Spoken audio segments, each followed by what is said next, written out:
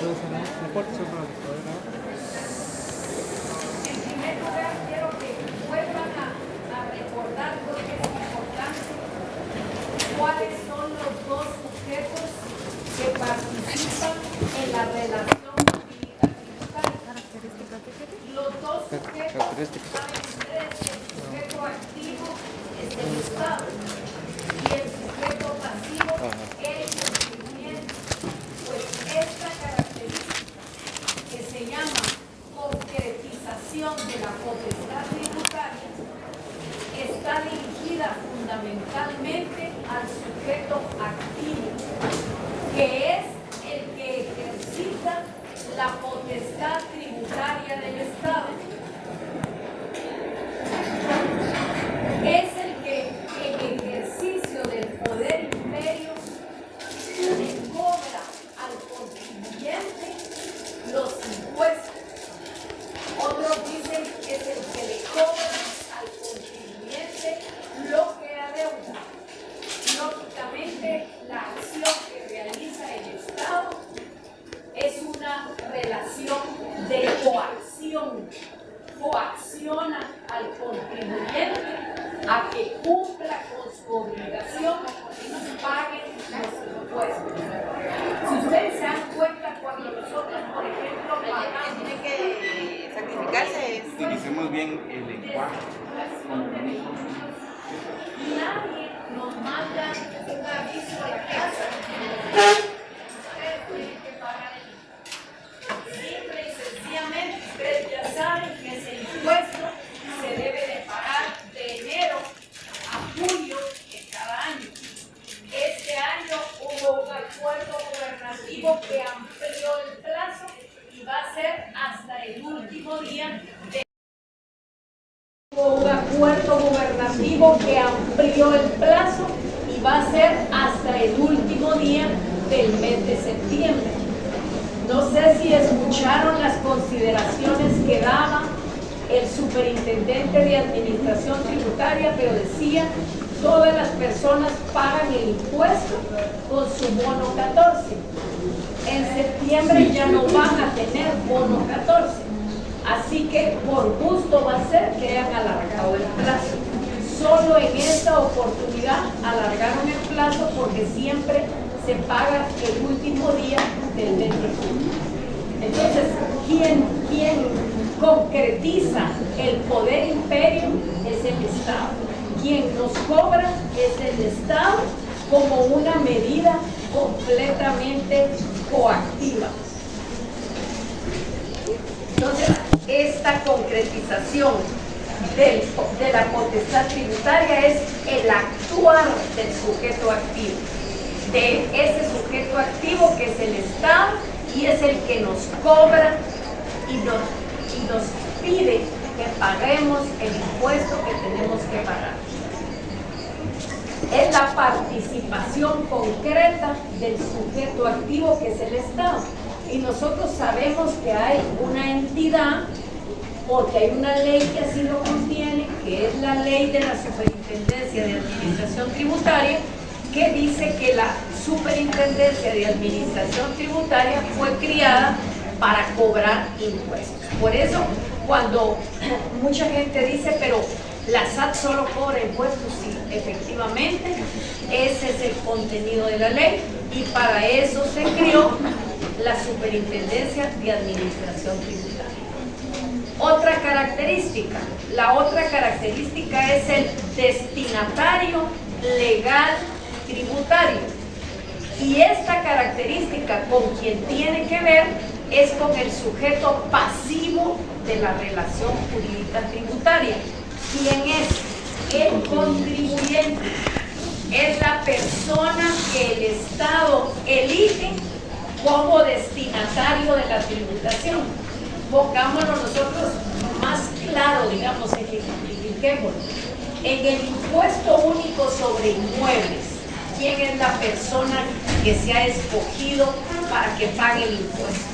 La ley dice que es el propietario, el poseedor o el usufructuario de bienes inmuebles. O sea que ese destinatario legal nosotros no lo vamos a crear, sino que la ley lo tiene que definir. Entonces ustedes miran que la primera característica está referida al sujeto activo y luego la segunda, que es el destinatario legal tributario, está destinada al sujeto pasivo. O sea, es la persona que la ley selecciona para el pago del tributo. La otra característica es que se establece entre personas. Se establece entre personas. Nunca puede establecerse una relación jurídica tributaria entre cosas, porque jamás podemos decir que la obligada al pago del impuesto sea una cosa. O sea, y aquí lo concretizamos bien con el contenido de la ley. El inmueble no es el que paga el impuesto, es la persona poseedora de un inmueble. Ella es la obligada, porque es la figura que la ley eligió para el pago del impuesto. Entonces, siempre la relación jurídica tributaria se entabla entre personas y la justificación es: nunca puede establecerse relación jurídica tributaria entre cosas. Jamás puede decirse que la obligada al pago del impuesto sea una cosa. ¿Dudas, preguntas, comentarios antes de que continuemos? La otra característica se llama es de carácter principal y central.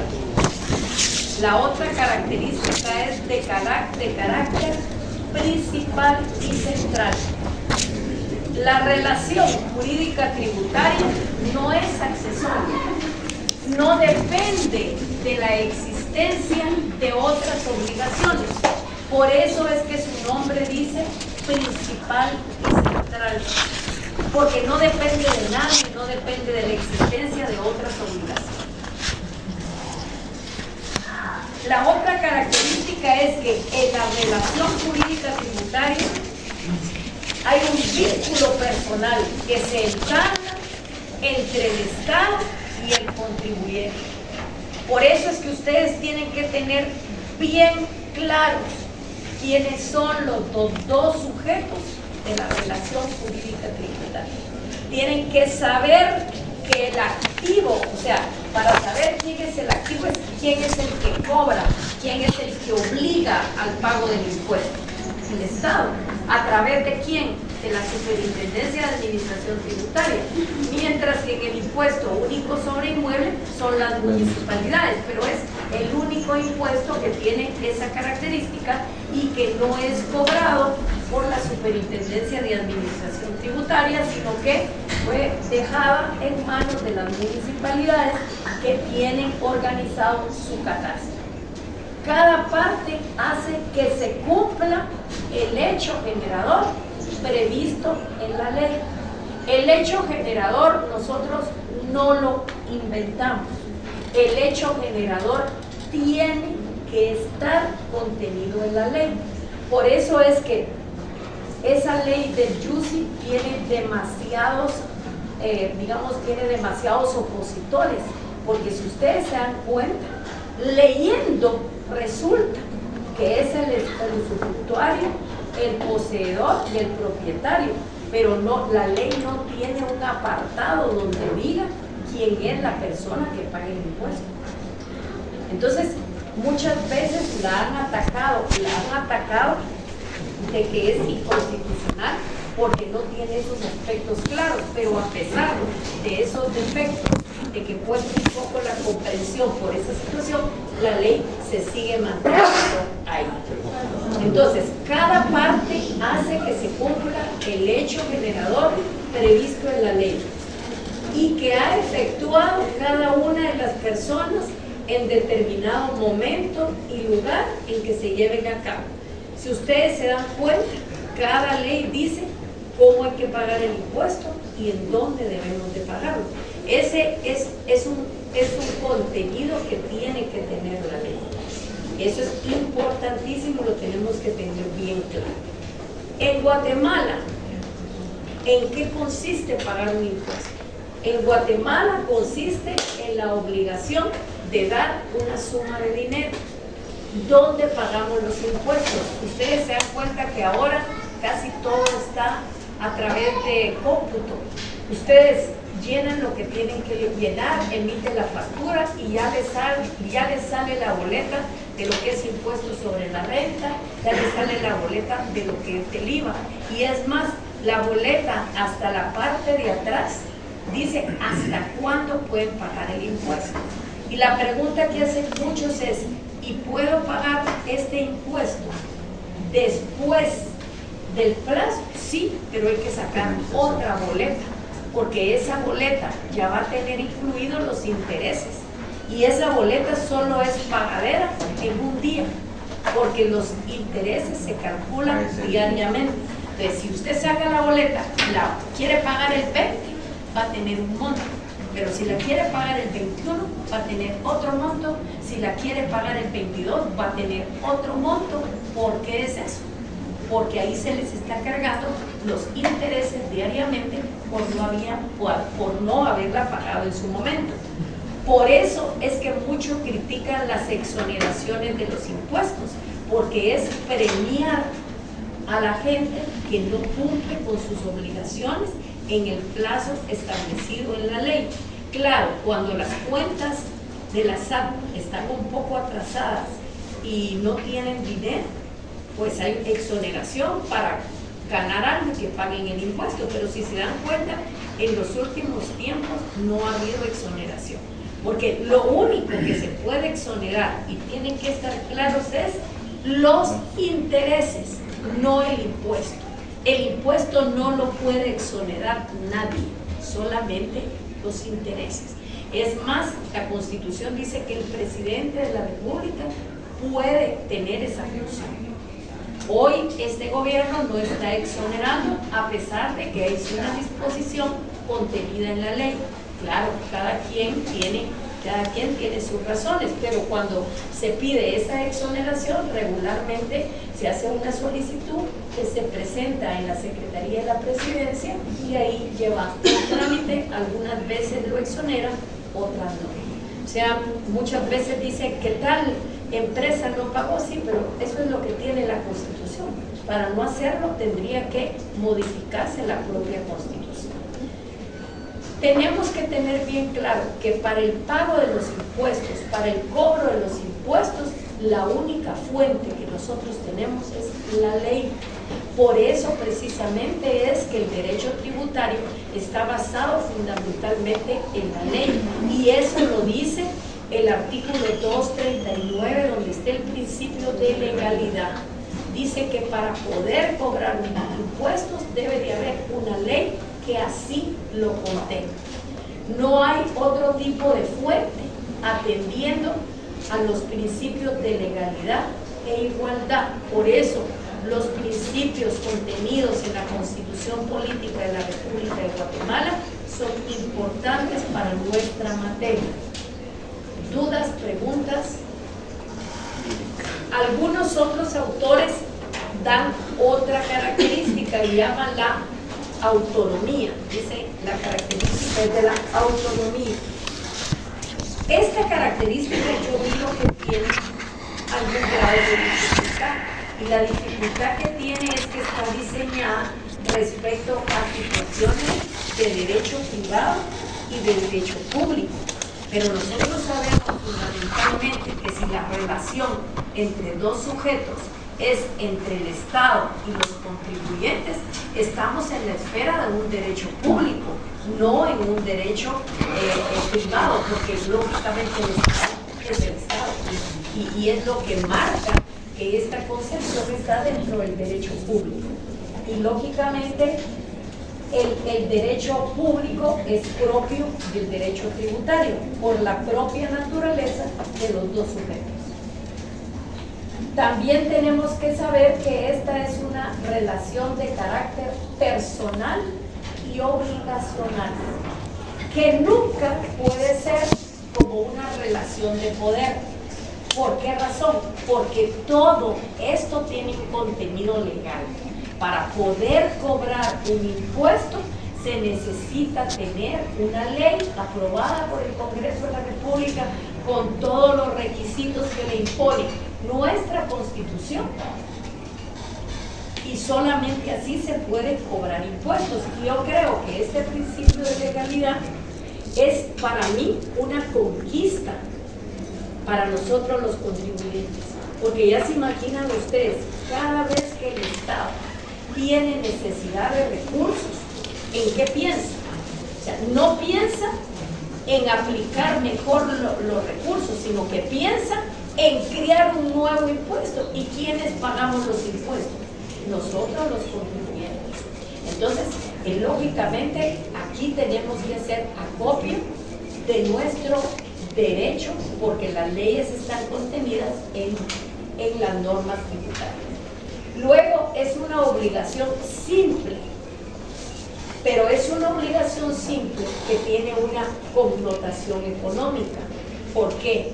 Porque lo que establece esa relación entre los dos sujetos es el pago de un impuesto y le genera una deuda al contribuyente. Entonces, lógicamente sí, es simple, pero el resultado es económico, porque lo que genera es una deuda. Aquí muchos están en desacuerdo porque, si ustedes se dan cuenta, nuestra Constitución le impone a cada uno de los sujetos una obligación y un trabajo. Por ejemplo, a nosotros los contribuyentes, ¿qué nos impone la Constitución? Nos impone en el artículo 135 de la Constitución la obligación de contribuir al gasto público. Y aquí, ¿cómo contribuyo yo al gasto público? Me hago la otra pregunta. ¿Cómo contribuyo yo al gasto público? Pagando impuestos. O sea, y luego, el dinero que yo pago en concepto de impuestos, el Estado debe de darle un tratamiento especial. ¿Para qué? Para poder satisfacer las necesidades de la población.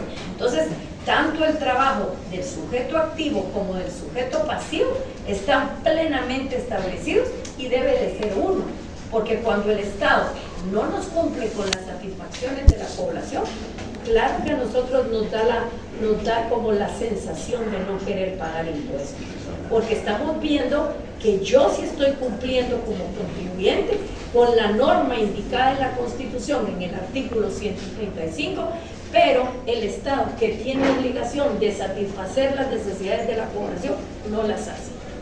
Entonces, ese trabajo debe ser un trabajo íntegro para que todos estemos contentos. Si ustedes se miran, digamos, los países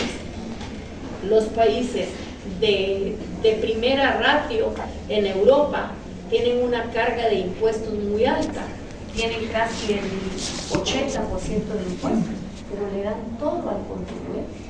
Estamos hablando que un 20% ya va a ser algunas veces para la recreación, porque hasta la recreación da vivienda, da recreación, da seguridad, da todo. Entonces el otro 20% es la economía que nosotros tenemos.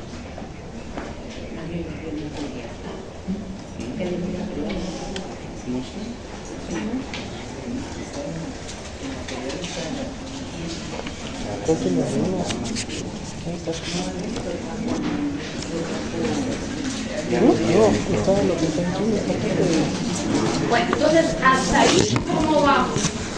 ¿Estamos bien? ¿Tenemos dudas? ¿Todo bien? Si no, pregúntenlo ahorita, no tengan fe. Lógicamente, la otra, digamos, característica es que hay obligaciones y derechos, tanto para el Estado como los particulares. Y de los particulares para el Estado. O sea, cada quien tiene que cumplir con su función, que es muy importante. La otra característica, la relación jurídica tributaria es una relación de derecho y no una relación de poder. Los sujetos de la obligación tributaria, los sujetos ya los tenemos bien definidos. O sea, ¿tienen alguna duda al respecto de los sujetos? Vamos a hablar del sujeto activo. Para Héctor Villegas es el Estado. porque es el titular de la potestad tributaria. Se transforma en sujeto activo de la relación jurídica tributaria. El Estado como ente estatal, ¿qué manda? Ya estuvo, bendito sea Dios. Ya le...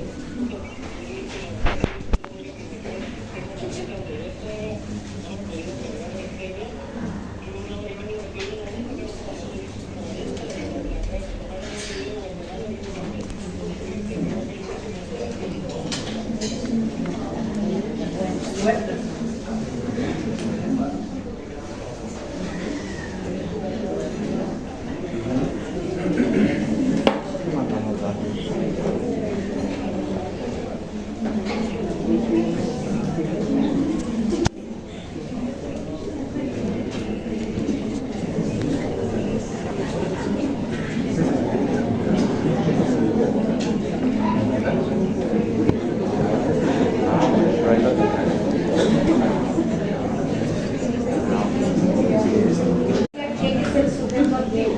Héctor Villegas dice que es el Estado como titular de la potestad tributaria. Este sujeto transforma la relación jurídica tributaria.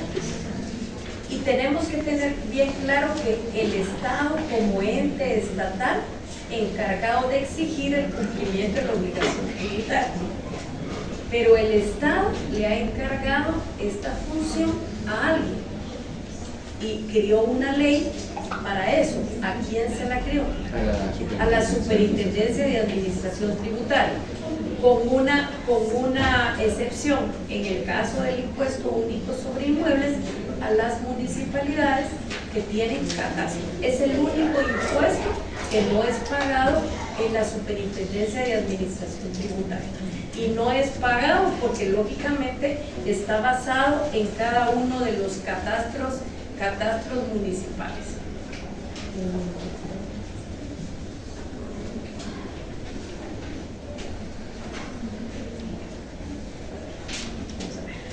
Luego, ¿quién es el sujeto pasivo? Aquí hay una gran diversidad de doctrinas.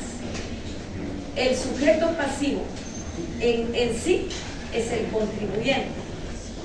Es la persona que ha escogido la ley para que pague el impuesto. Nosotros no nos lo vamos a inventar. La ley lo tiene que contener, la ley tiene que ser clara y la ley tiene que decir cuál es el sujeto. Si ustedes leyeron el artículo 235 de la Constitución, donde está el principio de legalidad, ahí dice que el 239 tienen que ver ahí que entre los requisitos está que la ley tiene que decir cuál es el sujeto pasivo de la relación jurídica tributaria. ¿Qué dice la primera corriente? La primera corriente divide al sujeto pasivo en dos grandes categorías. Uno que es el sujeto pasivo por deuda propia. ¿Quién es ese? Ese es el contribuyente nato. Pero cuando ese contribuyente nato tiene alguna imposibilidad de cumplir, lógicamente hay una sustitución tributaria, y él también dice que la otra gran categoría se le llama a los sustitutos tributarios. ¿Quién puede ser un sustituto? Ustedes se dan cuenta que en los recibos dice contribuyente o responsable. Muchas veces la persona no puede firmar el recibo porque no está aquí, porque lo hace el contador, porque está imposibilitado de hacerlo, entonces hay un sustituto tributario. Así le llaman esta primera doctrina, con dos grandes categorías. Primero, sujeto por deuda propia, que es el propio contribuyente, y el otro que hace las veces del contribuyente, que es el sustituto tributario. Luego está la segunda, otra corriente, y esta corriente solo dice que hay un contribuyente o un deudor. Esta, lógicamente, lo que le niega es el carácter a los siguientes pagadores. O sea, aquí el obligado es el contribuyente. Que el otro le haga la campaña no tiene nada. Entonces, ese contribuyente es el deudor. Y una tercera postura que dice que es el sujeto pasivo, es el contribuyente o el sustituto. No le dice sustituto tributario, sino que simple y sencillamente le dice sustituto. En nuestro medio, el responsable es el contribuyente, independientemente de que firme los recibos el notador, de que firme los recibos otra persona, el responsable es el contribuyente. ¿Por qué? Porque así está diseñada la ley. Lógicamente, también el sujeto pasivo puede estar representado por otra persona. No sé si me prestan un código tributario por ahí. El código tributario nos habla de varios responsables y eso los tenemos que tener bien claros nosotros. Gracias. Pónganse, busquen la ley 2, por favor. Dice, es el artículo 25. No, nos habla el 22 y el 25. Dice, situaciones especiales. Cuando ocurra el hecho generador en las situaciones que adelante se enumeran, serán responsables del cumplimiento de las obligaciones tributarias formales y materiales los siguientes sujetos: el fideicomiso, el fiduciario. En el contrato de participación, el gestor, ya sea esta una persona individual o una persona jurídica, en cuyo caso el responsable será el representante legal de la misma. Copropiedad, los copropietarios; sociedades de hecho, los socios; sociedades irregulares, los socios; y sucesiones indivisas, el albacea, el administrador o el heredero. En los casos anteriores, la administración tributaria, a solicitud del responsable. Terminen de leer ustedes el 22. Luego nos habla el 23, dice, obligación de los sujetos pasivos. Los contribuyentes o responsables están obligados al pago de los tributos y al cumplimiento de los deberes formales impuestos por este código o por norma legal especial, asimismo al pago de intereses, sanciones pecuniarias en su caso. La exención del pago de un tributo no libera al beneficiario del cumplimiento de las demás obligaciones que de acuerdo con la ley corresponden. Transmisión por sucesión. Los derechos y obligaciones del contribuyente fallecido serán ejercitados en su caso, cumplidos por el administrador o el albacea de la mutual, heredero o legatario, sin perjuicio del beneficio de inventario y dispuesto en los artículos 25 y 26 de este código. Responsable.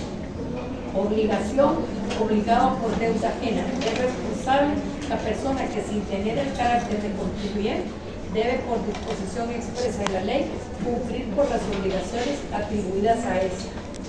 Es asimismo responsable toda persona sujeta por la ley al cumplimiento de obligaciones formales ajenas, aun cuando de las mismas no resulta obligación del pago de los tributos.